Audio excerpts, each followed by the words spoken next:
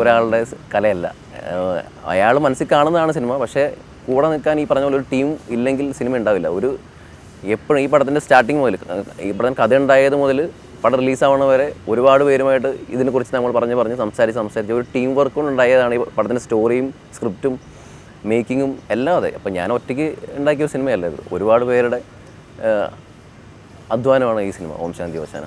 സത്യം പറഞ്ഞാൽ software engineer പണി എനിക്ക് അറിയാത്തതുകൊണ്ട് അല്ല, എനിക്കിഷ്ടമല്ലായിരുന്നു. ഒന്നാമത്തെ IT ഫീൽഡിനോട് എനിക്ക് വലിയ ഇൻട്രസ്റ്റ് ഇല്ലായിരുന്നു. ഇപ്പോഴും എനിക്ക് ഞാൻ എന്താണ് IT ചെയ്തതെന്ന് ചോദിച്ചാൽ ഒന്നും പറയാനില്ല. കാരണം ജാവയാണ് ഞാൻ ചെയ്തുകൊണ്ടിരുന്നത്.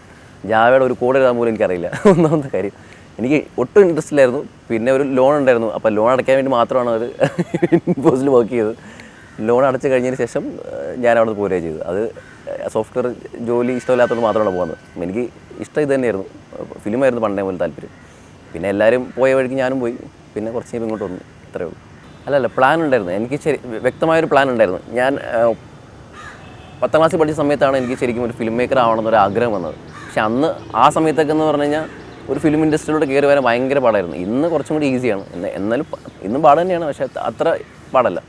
അപ്പോൾ അന്ന് ഞാൻ വിചാരിച്ചിരുന്നു പറഞ്ഞു കഴിഞ്ഞാൽ ജീവിതം ഒരു വഴിക്കാക്കിയിട്ട് അത്യാവശ്യം വീട്ടുകാർക്ക് ഒരു പ്രശ്നമില്ലാത്ത രീതിയിൽ ആക്കി വെച്ചിട്ട് ഫിലിമിലോട്ടോ. അപ്പോൾ അന്ന് ഞാൻ വിചാരിച്ച ഒരു 25 വയസ്സൊക്കെ കഴിഞ്ഞിട്ട് മലയാള സിനിമയിലേക്ക് പോകാമെന്ന പ്ലാനായിരുന്നു. പക്ഷേ ഞാൻ കുറച്ച് വൈകിപ്പോയി, ഒരു 5 വർഷം വൈകിപ്പോയി. എന്നാലും ഇപ്പോൾ എത്തി.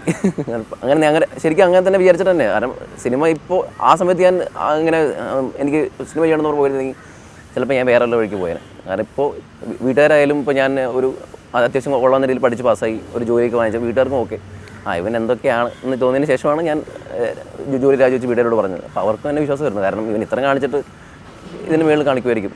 അങ്ങനെ എനിക്ക് തോന്നുന്നു അതിൻ്റെ ഒരു വിലയുണ്ട് ഇപ്പോഴും. കാരണം ഞാൻ അങ്ങനെ ഒരു ജോലി കളഞ്ഞിട്ട് വന്നുകൊണ്ടാണ് ഇൻഡസ്ട്രി വന്നപ്പോഴും ആൾക്കാർ ഇവൻ ഇൻഫോസിലൊക്കെ വർക്ക് ചെയ്തതാണ്, എന്തെങ്കിലും കാണും മൂള, അങ്ങനെ ഒരു വിലയും കിട്ടിയിട്ടുണ്ട്.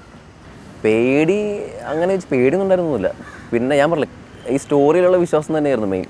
നമ്മളിപ്പോൾ എന്ത് കാര്യം ചെയ്യുമ്പോഴും അതിനകത്ത് ഉള്ളിൽ സ്റ്റഫ് വേണമല്ലോ. ഈ നമ്മൾ ചെയ്യുന്ന സാധനത്തിൽ ഇപ്പോൾ നമ്മൾ ഉണ്ടാക്കുന്ന എന്തെങ്കിലും ഉണ്ടാക്കുന്ന ഒരു ഫുഡും ആയാലും നമ്മളാദ്യം ഫുഡ് കഴിച്ച് നോക്കിയിട്ട് കൊള്ളാമെങ്കിൽ നമ്മൾ കൊണ്ട് വയ്ക്കും. ആൾക്കാർ കഴിച്ചവരൊന്നും വരത്തില്ല. അതുപോലെ എനിക്ക് കഥ കേട്ടപ്പോൾ എനിക്ക് ഭയങ്കര ഇഷ്ടമായി. ഈ പടം ഓടുമെന്ന് എനിക്ക് ഒരു ഉള്ളിൽ തോന്നി. പിന്നെ ഫസ്റ്റ് പടമാണ്. അപ്പോൾ ഇപ്പോൾ ഫസ്റ്റ് പടം ചെയ്യുമ്പോൾ മിക്കവാറും നമ്മൾ വിചാരിക്കണമായിരിക്കും ശരി. അടുത്ത പടം മുതൽ ചിലപ്പോൾ നമ്മൾ അല്ലായിരിക്കും ശരി. അപ്പോൾ ആദ്യത്തെ പടത്തിൽ എനിക്ക് പേടിയൊന്നും ഉണ്ടായിരുന്നില്ല. സ്റ്റോറി നല്ലതായിരുന്നു. പിന്നെ കൂടെ ഇത്ര പേരുണ്ടായിരുന്നു. അപ്പോൾ പിന്നെ ഒരു പടം ഞാൻ ഇതിനു മുമ്പ് സ്റ്റാർട്ട് ചെയ്തല്ല. ഒരു പടത്തിൻ്റെ എഴുത്തൊക്കെ കഴിഞ്ഞാൽ ഓൾമോസ്റ്റ് ആ പടം സ്റ്റാർട്ട് ചെയ്യാൻ പോയ സമയത്താണ് ആ പടം വേറൊരു മലയാള സിനിമയിൽ വേറൊരു പടം അതേ കഥ ആശയമായിട്ട് വന്നു. അപ്പോൾ ആ സമയത്തൊക്കെ ആണെങ്കിൽ എനിക്ക് നല്ല പേടിയായിരുന്നു. കാരണം എൻ്റെ ഫസ്റ്റ് പടമാണെന്നുള്ളൊരു ഭയങ്കര പേടിയൊക്കെ ഉള്ളിലുണ്ടായിരുന്നു. അപ്പോൾ ആ പടം പെട്ടെന്ന് ഇല്ലാണ്ട് പോയപ്പോൾ ഞാൻ പെട്ടെന്ന് മേളിൽ താഴെ വീണ പോലെ ആയിപ്പോയി. പിന്നെ അന്ന് മുതൽ പിന്നെ ഒന്നിനും പേടിയില്ലാത്തൊരവസ്ഥയായിരുന്നു. നെഗറ്റീവായിട്ട് കാണേണ്ട സമയമായിപ്പോൾ. കാരണം ക്യാമറ എടുത്തിട്ട് നമുക്ക് വായി തോന്നിയതെല്ലാം എഴുതി ഷൂട്ട് ചെയ്തിട്ട് നേരെ യൂട്യൂബിലിട്ട് കഴിഞ്ഞിട്ട് കുറേ വ്യൂസ് ആക്കിയിട്ട് ഞാൻ സ്വയം ഡയറക്ടറാണെന്നോ അങ്ങനെ കുറച്ച് കൂടുതലായിട്ട് വരുന്നുണ്ട്. അപ്പോൾ ഞാൻ കുറ്റം പറയുന്നതല്ല. പക്ഷേ അവരായപ്പോലും അവരിൽ ഒരുപാട് പേര് ചെയ്യുന്നുണ്ട്. അവർക്ക് ഇഷ്ടമുള്ള സിനിമയാണ് അവർ ചെയ്യുന്നത്. അവർക്ക് എന്ത് ചെയ്യാനുള്ള അവകാശമുണ്ട്. പക്ഷേ നമ്മൾ ചെയ്യുമ്പോൾ അത് 4 ആൾക്ക് കാണാനുള്ളതാണ്. അല്ലെങ്കിൽ അതിൽ ഇപ്പോൾ ആ ചെയ്യുന്നവൻ എന്തായാലും കുറച്ച് കാശ് ഇൻവെസ്റ്റ് ചെയ്യണം. ആ കാശ് ഇൻവെസ്റ്റ് ചെയ്യുന്നതിൻ്റെ കാശ് പോക്കാണ്. കാരണം ഇങ്ങനെ ചെയ്യുന്ന മറ്റേ യൂട്യൂബിൽ റിലീസ് ചെയ്യുന്ന ഇതിനൊന്നും കാശ് കിട്ടത്തില്ല ഇങ്ങോട്ട് തിരിച്ച്. അപ്പോൾ അതിൻ്റെ മെയിൻ പരിപാടി എന്ന് പറഞ്ഞു കഴിഞ്ഞാൽ ഇവൻ സ്റ്റഫുള്ളവനാണെന്ന് കാണിക്കാനായിട്ട് ചെയ്യുന്നത്.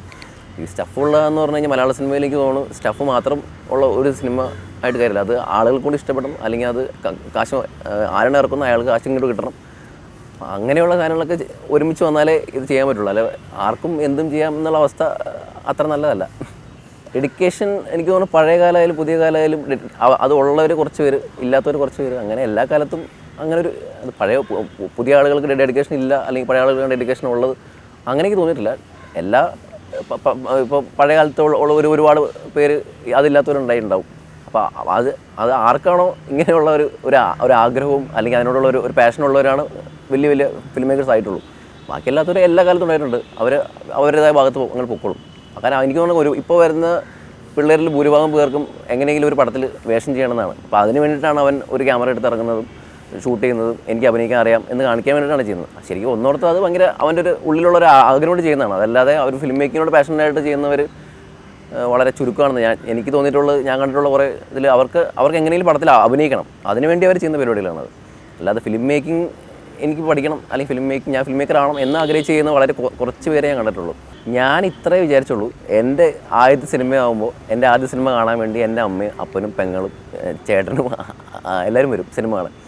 അപ്പം അവരുടെ കൂടെ ഞാൻ ഇരിക്കുമ്പോൾ അവരെന്നെ നോക്കിയിട്ട് അയ്യേ എന്ന് പറയുന്നത് മാത്രമേ ഉദ്ദേശിച്ചുള്ളൂ. അപ്പോൾ അതിനുവേണ്ടി മനഃപൂർവ്വം സിനിമയിൽ അങ്ങനത്തെ ഒരു മോശം വാക്കോ ഒരു മോശം സീനോ ഈവൻ ഒരു മദ്യപിക്കുന്ന ഒരു സീൻ പോലും വെച്ചില്ലായിരുന്നു. കാരണം വേറൊന്നുമില്ല, ഇത് ഒരുപാട് ഫാമിലി കാണുന്നതാണ്. അപ്പോൾ നമ്മുടെ സിനിമ കൊണ്ട് ഒരാൾ വെറുതെ നശിച്ചു പോരുതല്ലോ. കാരണം അങ്ങനെ ഒരിത് കണ്ടു എന്താണ് പടത്തിലൊരു സാധനം കണ്ടുകൊണ്ടാരും നശിച്ചു പോകണമെന്നില്ല. പക്ഷേ ഒരു സാധ്യതയുണ്ട്, അങ്ങനെ സാധ്യത പോലും വേണ്ട എന്ന് വിചാരിച്ചിട്ട് അങ്ങനെ ചെയ്തരാം. അപ്പോൾ ഇപ്പോൾ ഓരോരുത്തരും ഇഷ്ടമാണ്. ഓരോ സിനിമയിൽ ഇപ്പോൾ സ്റ്റോറി പറയുകയാണ്, ആ ഒരു കഥയിൽ ഒരു സീൻ വേണം, അങ്ങനത്തെ ഒരു സീൻ വേണമെങ്കിൽ അത് വെച്ചേ പറ്റുള്ളൂ. പക്ഷെ ഞാനത് കാര്യം കാരണം എൻ്റെ കഥയ്ക്ക് അങ്ങനെ ഒരു സാധനം ആവശ്യമില്ലായിരുന്നു. ഒരു സീനിലും അങ്ങനത്തെ ഒരു ഡയലോഗിൻ്റെയോ ഒന്നും ആവശ്യമില്ലായിരുന്നു. ഇനി വരാൻ പോകുന്ന പടങ്ങളിലും അങ്ങനെ ആവശ്യം വന്നാൽ പോലും ഞാൻ അത് ഒഴിവാക്കാനേ നോക്കത്തുള്ളൂ.